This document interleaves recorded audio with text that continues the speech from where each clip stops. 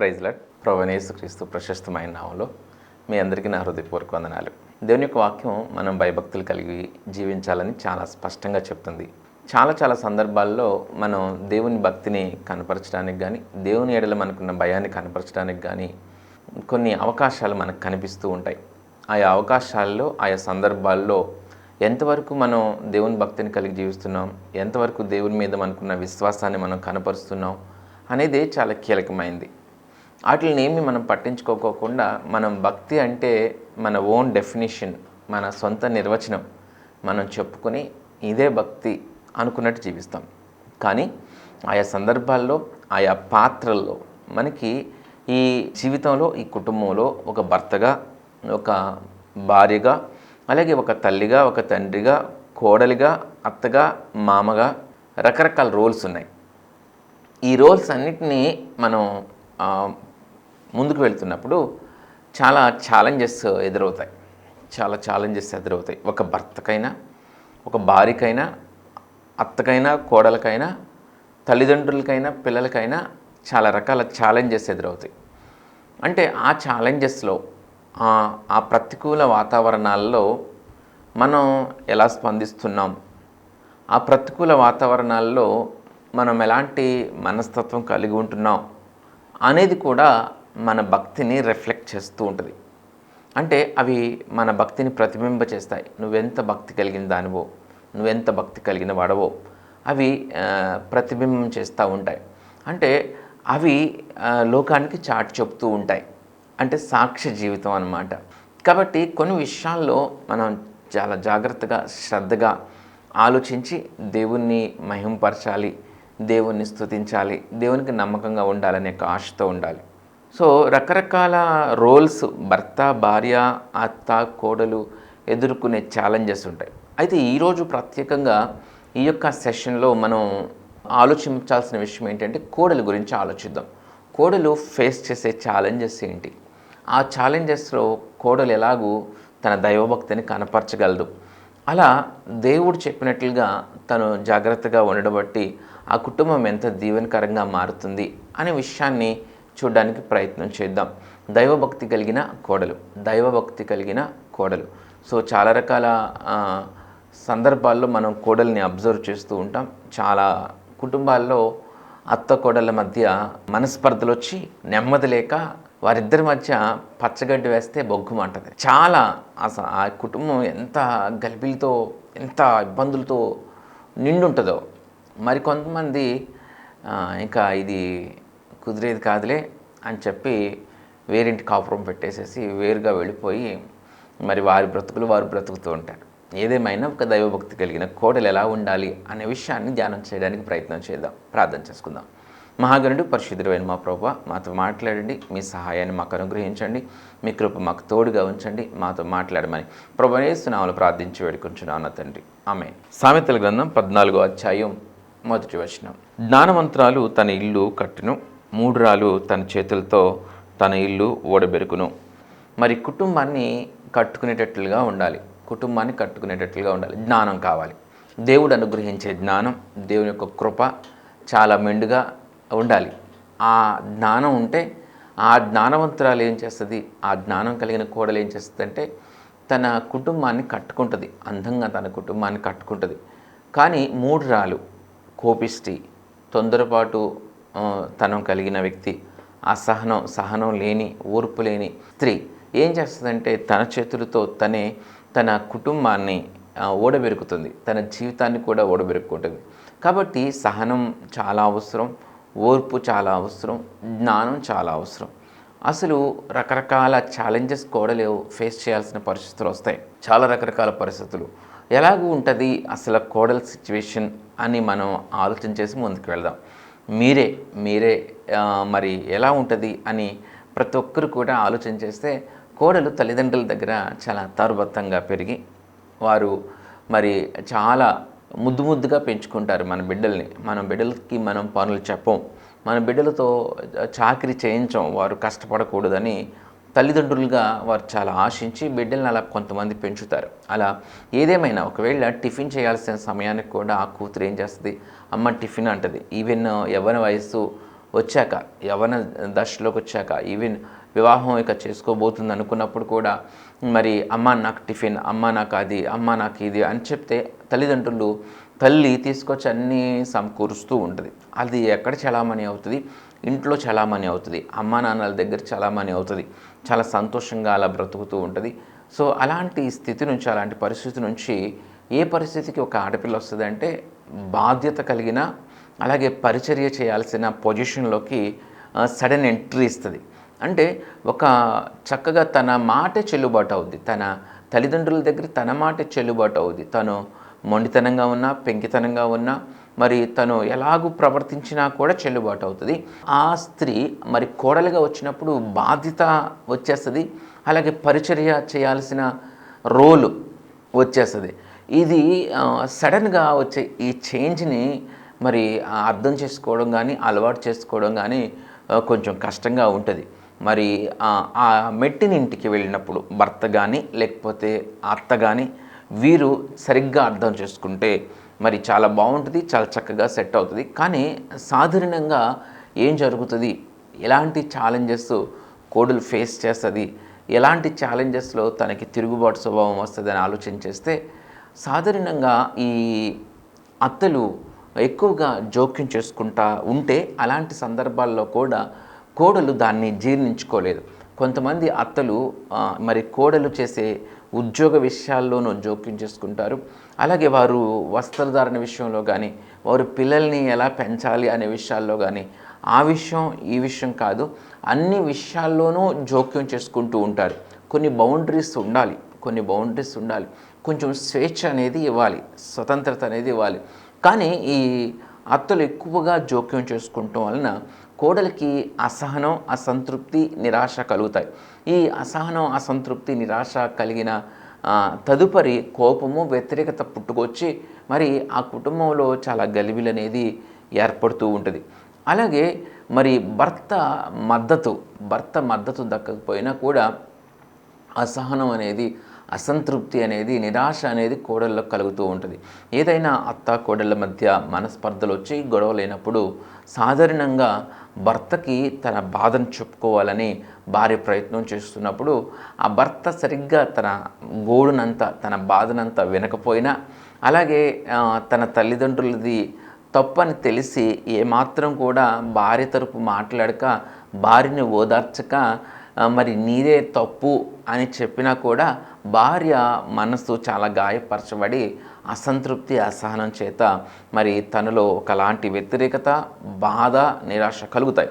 కాబట్టి భర్త మద్దతు దక్కని ఆ స్త్రీ లేకపోతే ఆ కోడలు ఒంటరితనాన్ని అనుభవిస్తూ ఉంటుంది, ఒంటరితనంగా ఫీల్ అవుతూ ఉంటుంది. సో ఆ ఒంటరితనం అనేది లేకుండా ఉండాలంటే భర్త మద్దతు దక్కాలి. అలాగే అత్తమామలు కూడా ఎక్కువ జోక్యం చేసుకోకూడదు. కానీ ఈ కోడలికి ఇలాంటివి సిచ్యువేషన్స్ వస్తున్నప్పుడు అందరిలాగాను మీరు ఉండాలనుకోవద్దండి. అందరిలాగాను ఇది నా ప్రాబ్లం, ఇలా ఉంది కాబట్టి నేను ఇలా తయారవుతున్నాను అనుకోవద్దు. ఇలాంటి సిచ్యువేషన్స్ ఎందుకు మనం ఇప్పుడు డిస్కస్ చేసుకుంటున్నామంటే, ఇలాంటి సిచ్యువేషన్స్లో బయట కోడళ్ళు, దేవుని జ్ఞానం లేని కోడళ్ళు ప్రతిస్పందిస్తున్నట్లుగా మీరు కూడా ప్రతిస్పందిస్తే మీకు దేవుని ఎరుగుని వారికి వ్యత్యాసం ఉండదు. కాబట్టి ఇలాంటి సిచ్యువేషన్సే చాలా ఫ్యామిలీస్లో ఉంటాయి, కామన్గా ఉండే సిచ్యువేషన్స్ ఇవి. ఈ పరిస్థితుల్లో మీరుంటే ఖచ్చితంగా దైవభక్తిని మీరు కనపరచడానికి ప్రయత్నం చేయండి. ఎందుకంటే దైవభక్తి, దేవుని ఎడల కలిగి ఉండే భయభక్తుల వలన కుటుంబం చాలా ఆశీర్వదింపబడుతుంది, జీవితం అనేది చాలా ఆశీర్వదింపబడుతుంది. మీరు ఎంత చదువుకున్నారు, మీరు ఎంత జీతం తెస్తున్నారు, మీరు ఎంత తెలివైన వారు, మీకు ఎంత బలం ఉంది, వీటి యందు దేవుడు సంతోషించడు. దేవుని ఎడల మనం కలిగి ఉండే భయభక్తులను బట్టి ఆయన సంతోషిస్తాడు, దాన్ని బట్టి ఆయన ఆశీర్వదిస్తాడు. 147వ కీర్తన 10వ వచనం 11వ వచనం మనం చదువుదాం. 147వ కీర్తన 10వ వచనం 11వ వచనం. గుర్రముల బలమునందు ఆయన సంతోషించడు, నరుల కాలి సత్తువయందు ఆయన ఆనందింపడు. తన యందు భయభక్తులు గలవాని యందు, తన కృప కొరకు కనిపెట్టుకుని వారి యందు యెహోవా ఆనందించువాడై ఉన్నాడు.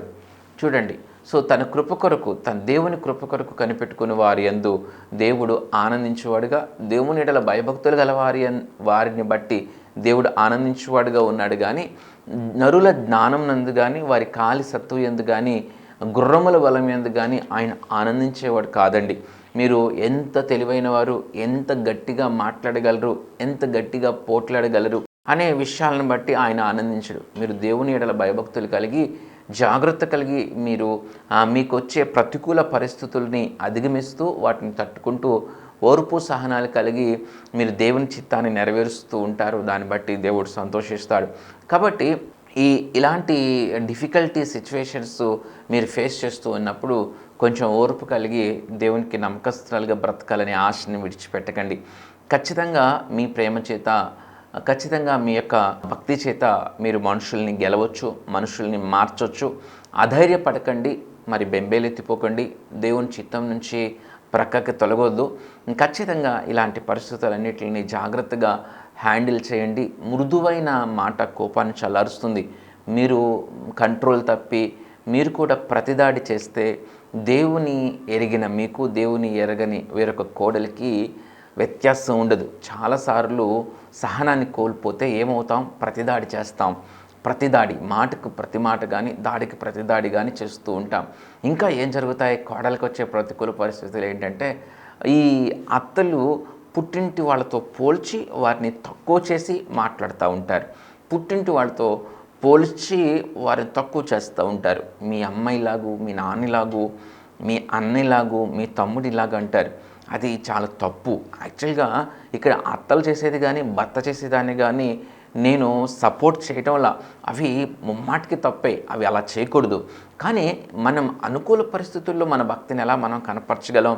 అన్ని అనుకూలంగా ఉంటే ఎవరైనా హ్యాపీగా ఉంటారు. ఎవరైనా వాళ్ళు ప్రేమిస్తారు. మనల్ని ప్రేమించే వారిని మనం ప్రేమిస్తాం. మీకు ఎవరైనా సహాయం చేస్తే ఖచ్చితంగా మీరు తిరిగి ప్రేమిస్తారు కదా. మిమ్మల్ని హింసించే వారిని మీరు ప్రేమిస్తే అది కదా భక్తి.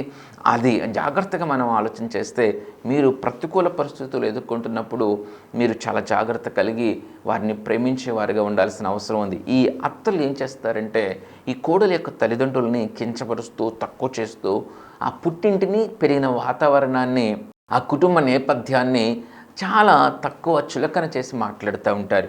సాధారణంగా మనం పెరిగిన వాతావరణం కానీ, మన పెంచిన తల్లిదండ్రుల మీద కానీ మనకు చాలా వల్లమానిన అభిమానం, ప్రేమ ఉంటాయి. ఆ వాతావరణాన్ని కానీ, ఆ తల్లిదండ్రులను కానీ, మనల్ని పెంచిన, మనల్ని ప్రేమించిన తల్లిదండ్రులని ఎవరైనా తక్కువ చేస్తూ ఉంటే తట్టుకోలేం. కోడలు కూడా అలాంటి బాధే, బాగా ఉక్రోషం, బాగా బాధ పొంగుకొస్తుందండి. అలాంటి సిచ్యువేషన్లో ఈ అత్తలు జ్ఞానం లేక, ఈ ఆలోచన లేని మాటలు చురుకుగా, చాలా హృదయంలో గాయం చేసే మాటలు మాట్లాడుతున్నప్పుడు ఆ కోడలు తన స్వాధీనాన్ని మరచి చాలా కంట్రోల్ తప్పి ప్రతిదాడి చేసిన సందర్భాలు ఉంటాయి. కానీ అలాగూ మరి భక్తి కలిగిన కోడలు చేయకూడదు. అలాంటి సిచ్యువేషన్స్ కూడా కోడలికి రావచ్చు. ఈ సిచ్యువేషన్స్లో మనం డిస్కస్ చేస్తున్న సిచ్యువేషన్స్లో రకరకాల సిచ్యువేషన్స్ మరి ఫేస్ చేస్తూ ఉండుండొచ్చు. అలాగే ఇంట్లో పరిచర్య చేసే విషయం మనం ప్రారంభంలోనే చెప్పుకున్నాం.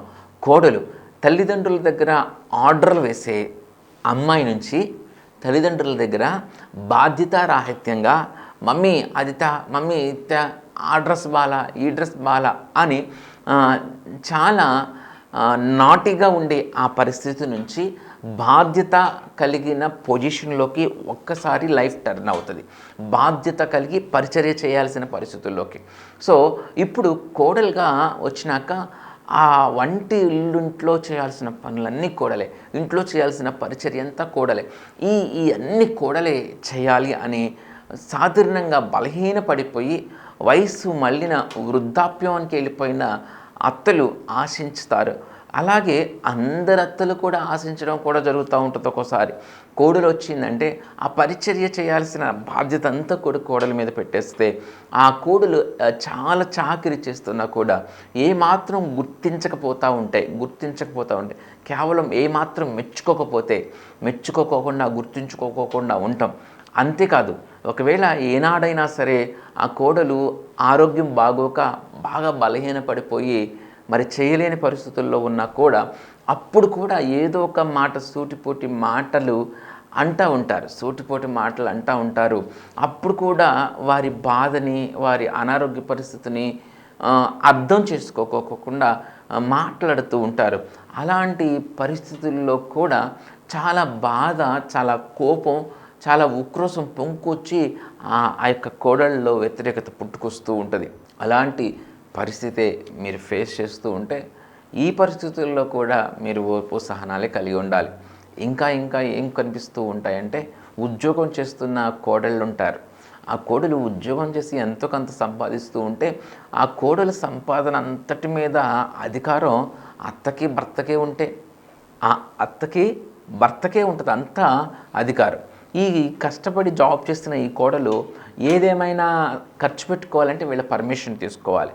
సో అలాంటి పరిస్థితుల్లో కూడా అంత కష్టపడి జాబ్ చేస్తున్న ఆ కోడలికి చాలా వ్యతిరేకత పుట్టుకొచ్చే అవకాశం కూడా ఉంటుంది. చాలా కోపం పుట్టుకొచ్చే అవకాశం ఉంటుంది. దీనికి కూడా భర్త, అత్త అర్థం చేసుకుని వారికి ఆర్థిక స్వేచ్ఛను ఇవ్వాలి.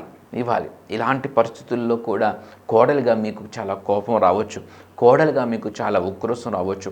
చాలామంది అత్తలు చాలా కోడళ్ళని చాలా విసిగిస్తూ ఉంటారు, చాలా బాధ పెడుతూ ఉంటారు, చాలా అనరాని మాటలు అంటూ ఉంటారు.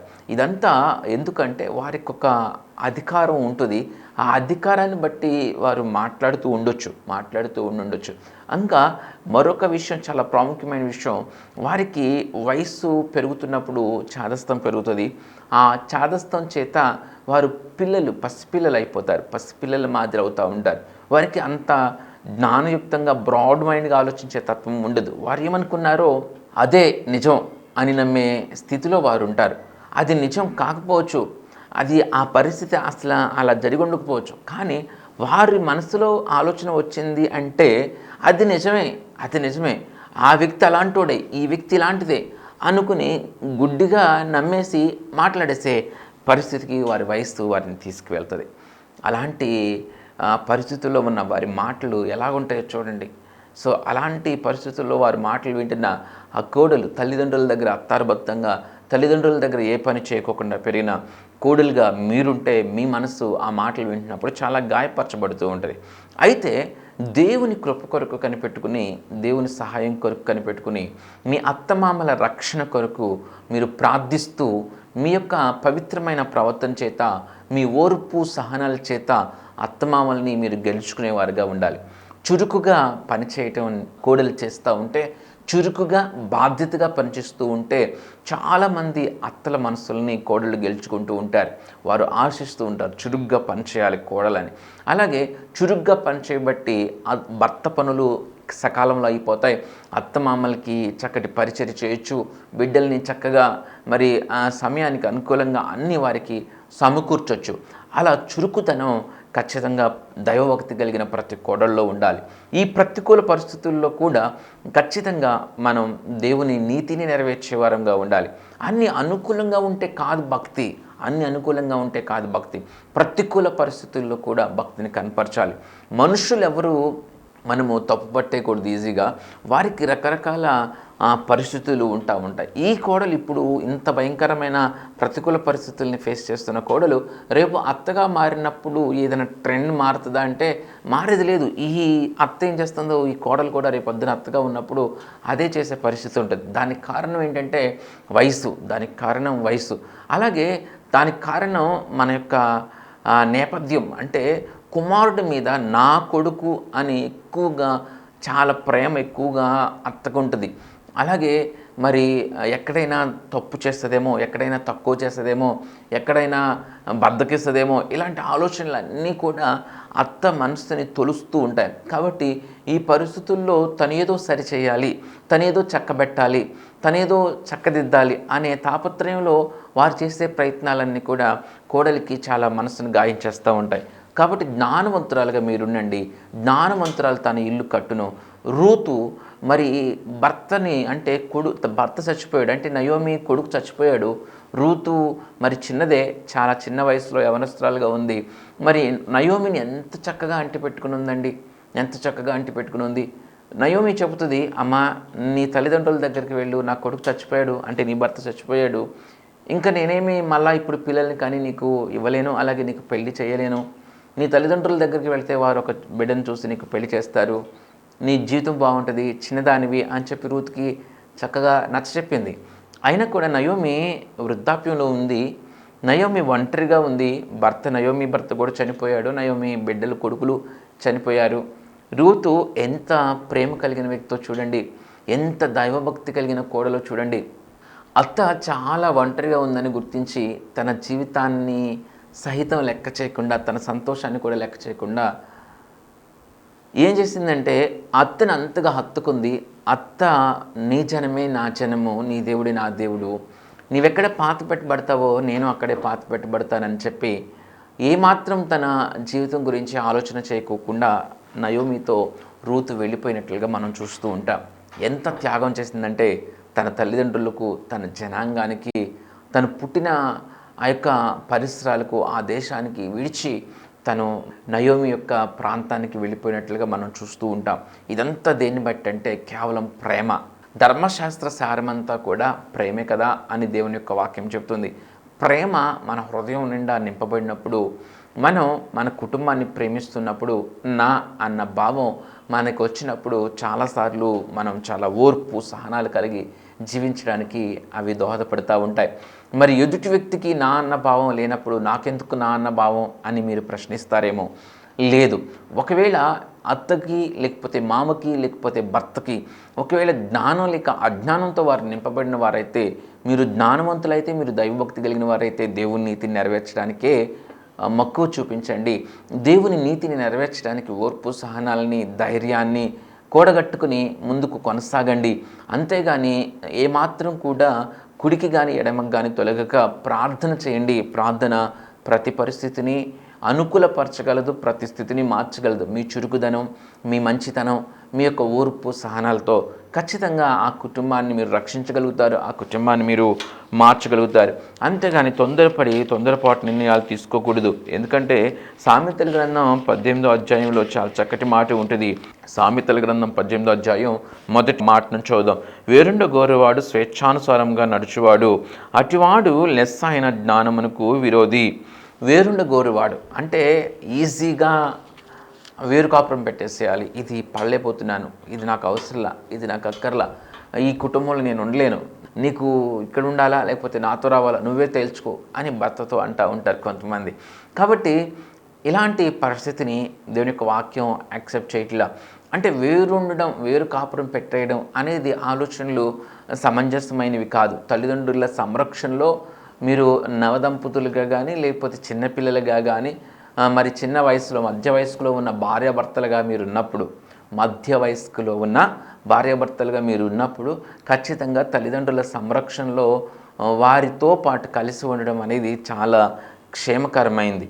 ఈనాడు ఇన్ని ఎక్కువ విడాకుళ్ళు, డైవర్స్లు పెరగడానికి కానీ లేకపోతే హత్యలు పెరగడానికి కానీ, జీవిత భాగస్వాముల్ని హత్యలు చేయడం కానీ లేకపోతే ఆత్మహత్యలు చేసుకోవడం కానీ లేకపోతే డైవర్స్ కేసులు, విడాకుల కేసులు బాగా ఎక్కువగా పెరిగిపోవడానికి కానీ కారణం ఏంటంటే న్యూక్లియర్ ఫ్యామిలీస్, చిన్న చిన్న కుటుంబాలు, న్యూక్లియర్ ఫ్యామిలీస్.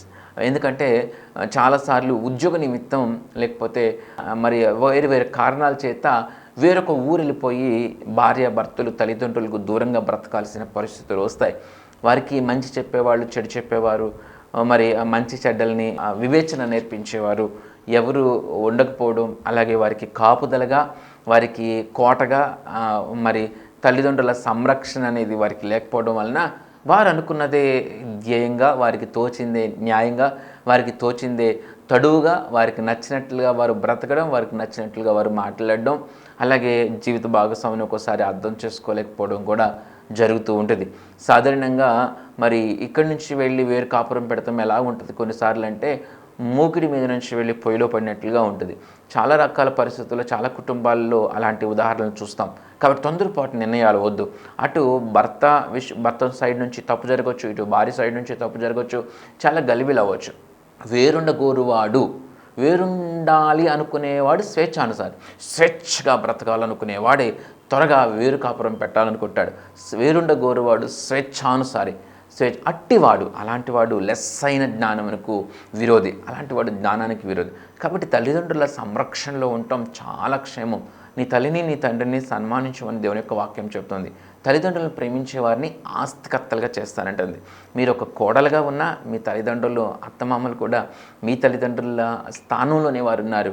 వారు మంచివారైనా చెడ్డవారైనా, అర్థం చేసుకునే వారైనా మీకు ప్రేమించే గుణం, ప్రేమించే మనసు, క్షమించే హృదయం ఉంటే తట్టుకుని సహించి ఓర్చుకుని ఆ కుటుంబాన్ని చక్కదిద్దుకొచ్చే బాధ్యత మీకుంటే ఖచ్చితంగా దైవభక్తి కలిగిన కోడలుగా మీరుంటారు. దేవుడు మిమ్మల్ని చూస్తాడు, మీకు ధైర్యాన్ని ఇస్తాడు. ధైర్యం కొరకు, సహనం కొరకు, ఆదరణ కొరకు ప్రార్థన చేయండి, వాక్యం చదవండి.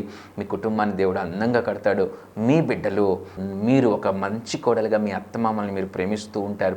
ప్రతికూల పరిస్థితుల్లో మీరు తట్టుకుని సహించి వారిని క్షమించి ప్రేమిస్తున్నప్పుడు మీ బిడ్డలు దాన్ని చూసి నేర్చుకుంటారు. మీరెంత గొప్పవారో అర్థం చేసుకుంటారు. మిమ్మల్ని ఎలా ప్రేమించాలో వారి మనసులో ఒక స్థిరమైన ముద్రను వేసుకుని వారు ఉంటారు. అతి గొప్ప కృప దేవుడు ప్రతి కుటుంబంలో అనుగ్రహించునుగాక. ఆమె ప్రార్థన చేస్తాం. మహాగణుడు, పరిశుద్ధుడైన మా ప్రభు, మీకు స్తుతులు స్తోత్రాలు చెల్లిస్తూ ఉన్నాం. మీరు మాట్లాడిన ప్రతి మాటని బట్టి వందనాలు. మీకు నమ్మకస్తులంగా మేము బ్రతకడానికి, దైవభక్తి కలిగి ఉండడానికి సహాయం దయచండి. ఈ మాటలు విన్న ప్రతి బిడ్డ కూడా నాన్న మంచి దైవభక్తి కలిగిన కోడలుగా, ఓర్పు సహనాలు కలిగి, వారికి కలిగే ప్రతికూల పరిస్థితుల్లో నాయన చక్కటి దైవభక్తిని కనపరచడానికి సహాయం దయచేయమని, మీ కృప ప్రతి బిడ్డకు అనుగ్రహించమని ప్రభువైన యేసు నామములో ప్రార్థించి వేడుకొంచున్నాము నా తండ్రి. ఆమేన్. దేవుడు మనందరినీ దీవించి ఆశీర్వదించును గాక. ఆమేన్. ప్రియులరా, ఈ వర్తమానాలన్నీ జోసెఫ్ సుశీల్ అనే యూట్యూబ్ ఛానల్లో అప్లోడ్ చేయబడుతున్నాయి. కాబట్టి ఖచ్చితంగా యూట్యూబ్ ఛానల్ని సందర్శించండి. యూట్యూబ్ ఛానల్లో జోసెఫ్ సుశీల్ అని మీరు టైప్ చేస్తే ఆ ఛానల్ వస్తుంది. మరి ఇతర వర్తమానాలను కూడా ఖచ్చితంగా వినండి. అలాగే ఈ వర్తమానాలు ప్రవచన్ టెలివిజన్లో ప్రతి ఆదివారం ఉదయం 7:30కి, సాయంత్రం 7:30కి ప్రసారం అవుతూ ఉన్నాయి. ఖచ్చితంగా వాటిని కూడా వీక్షించమని మీకు మనవి చేస్తూ ఉన్నాను. దేవుడి ప్రకటన దీవించును గాక. ఆమేన్. ప్రియమైన సహోదరి సహోదరులారా, మీకు నా హృదయపూర్వక వందనాలు తెలియచేస్తున్నాను. మీ ఆత్మీయ జీవితం ఎలా ఉంది? ఈ జీవన పయనంలో ఎదురయ్యే శోధనలలో విజయం పొందుకుంటున్నారా? మంచిది. మనం శోధనలను సహించి విజయం పొందటం ద్వారా మన పరలోకపు తండ్రి ఎంతో సంతోషిస్తారు. ప్రార్థనకు, వాక్య ధ్యానానికి, పాటలతో ప్రభువును స్తుతించడానికి నీవు ఖచ్చితంగా ప్రతిరోజు సమయం కేటాయించాలి. అప్పుడే నీవు లోకంలో ఉంటూనే నిష్కలంకంగా జీవించగలవు. చెట్టు మంచిదైతే విత్తు మంచిదవుతుంది. యథా రాజా తథా ప్రజ. మంచి కాపరిని కలిగిన మందలు ధన్యమైనవి. చిన్న కుటుంబం చింతలు లేని కుటుంబం. పెద్ద సంఘం కావాలి అని కాదు, మంచి సంఘం కావాలి అనుకోవాలి. అట్టహాసాలకి, ఆడంబరాలకి, ఆటపాటలకి ఆకర్షితులు కాక ప్రభువుకు సంపూర్ణ విధేయత చూపిస్తూ మంచి నడవడిక, మంచి సాక్షి జీవితం, మంద పట్ల బాధ్యత కలిగిన కాపరిని ఎంచుకోవాలి. ఆ సంఘంతోనూ, ఆ సేవకునితోనూ, తద్వారా ప్రభువుతో అంటుకట్టబడి ఉండాలి. మీ కష్టార్జితం, మీ దశమ భాగాలు మీరు సంతోషంగా దేవునికి కానుక ఇవ్వాలనుకున్నప్పుడు వాటిలో శ్రేష్టమైనవి, అత్యధికమైనవి మీ సంఘ కాపరికి మాత్రమే ఇవ్వాలి. మంద కాచేవాడు మంద పాలుకి అర్హుడు. ఎక్కడో ఉండే టీవీ వర్తమానికుడు ఎంతవరకు నీ మంచి చెడ్డ పట్టించుకోగలడు? ఎంతవరకు నీ యోగక్షేమాలు పట్టించుకోగలడు? నీ కన్నీరు చూడగలిగేది, నిన్ను పట్టించుకోగలిగేది, నీవు ఆశీర్వదింపబడితే సంతోషించేది నీ సంఘ కాపరి మాత్రమే. నీ సంఘ కాపరిని సంతోషపరచు, ఘనపరచు. ఆయన కంటనీరు రాకుండా చూసుకోవాలనే కోరిక నీవు కలిగి ఉంటే ప్రభువు సమస్తం చూస్తూ ఉన్నాడు. ప్రభు సేవలో మీ జోసెఫ్ సుశీల్.